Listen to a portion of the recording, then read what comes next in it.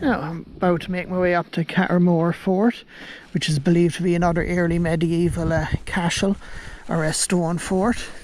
Very similar to Cahermore, although I don't think it had as many walls around it. So the other thing is there are no signposts or anything indicating where it is. There's just a little pull in at the side of the road. But again, another nice walk. But I don't believe this is near as far to go to. In fact, I believe this is Cahermore Fort right here. Possibly there through the trees. So again, I'm so surprised at the Burren how many sites there is around there, especially sites that aren't really signposted or that well known. It's definitely worthwhile to getting a good guide, because otherwise, woo, you'll miss things like this. So, it's a little linteled doorway. That's what we were missing at Cahermore. Was the lintel doorway. There was no original entrance left, but that is awesome. Let's check out our signage. So this is what Cahermore looked like in the past. So it has an outer and inner enclosures, and that very impressive linteled doorway there, that's actually from the 15th or 14th century. It originally collapsed, so it was put back in 2001. But during the excavations in 1991, they found a scallop shell from 1308 underneath it. So that's why I believe it's 14th, 15th century gateway that was added to it. That's what the gateway would have originally looked like. Then in the 14th, 15th century, this gateway was put there and restored very well, I got to say, in 2001. So it gives you a real sense of coming up to this fort. Again, the fact that this is an early medieval fort but had a new gateway put in the 1400s indicates the long life that these buildings have had, and that people were living there for a long time.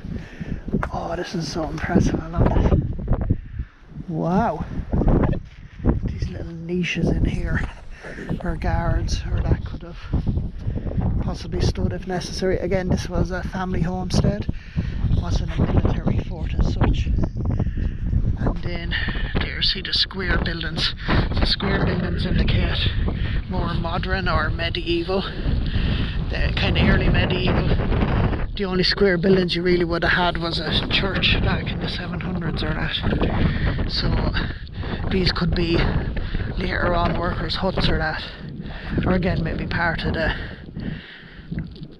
14th, 15th century building works that was done here. Wow, and the views here, it's just amazing. This is so cool.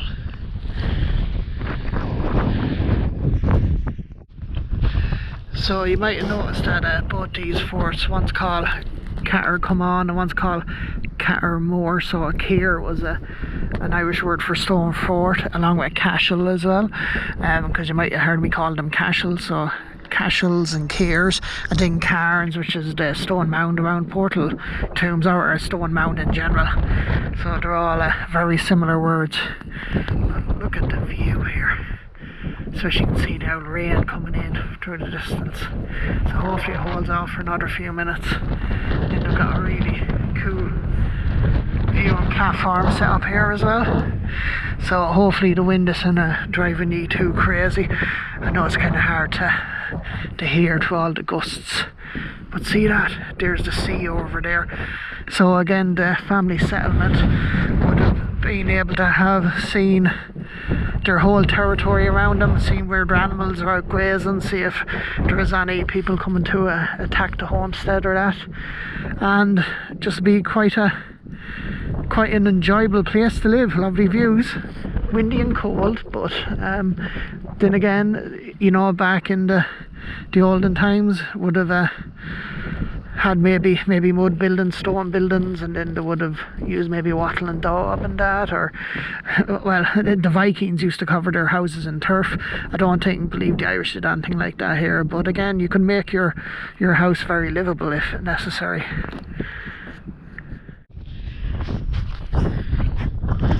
So I'm up on the stand, and you can see there's the inner wall, again quite big inner wall, a bit like Clare.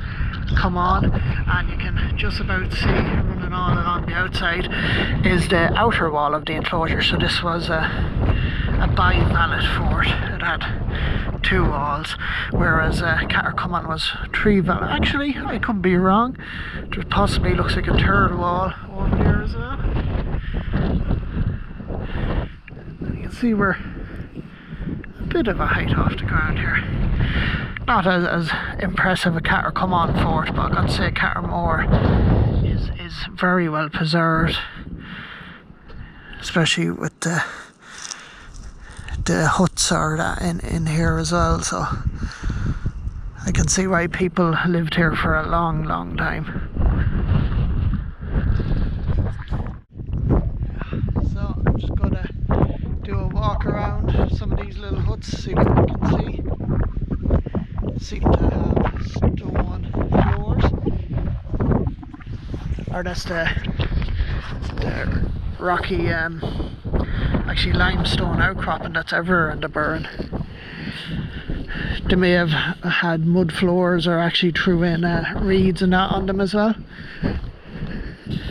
Here's some of these wall niches, or it looks like a wall niche that we had Clare Come On fort. Again, all the stones, the amount of stonework that went into building these places.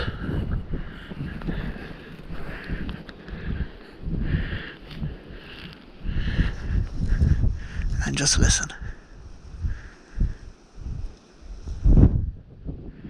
So quiet here. It's lovely. Gotta say, I love that entrance in here. It's so cool. It looks brilliant. So here's the lintled exit, and as you can see, cement in place. That's an indication of the modern putting it back together, which was good.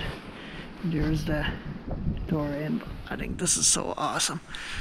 And again, the walls would have been much higher up around here than you have these 2 niches. But as you can see, a very impressive fort. So I hope you enjoyed the series of BigAl Does Clare, and me going around looking at a few of the sites of Clare and up to Burren. I hope you got the idea that there is so much more here to see and discover, and I hope when you get a chance, come to Clare and definitely come to the Burren. Also get a good guide, because some of these areas I've found I never knew existed, like this Cahermore fort just on the side of the road, but you can't see it and there's no signpost. So it's a pity you didn't miss such an amazing sight. And again, the same as Clare Come On, I believe these people should have more visitors, because they're amazing sites in their own right, and it's so impressive to see what they were doing in the early medieval period here. So I hope you enjoyed the series, and I hope to see you out there looking for archaeology.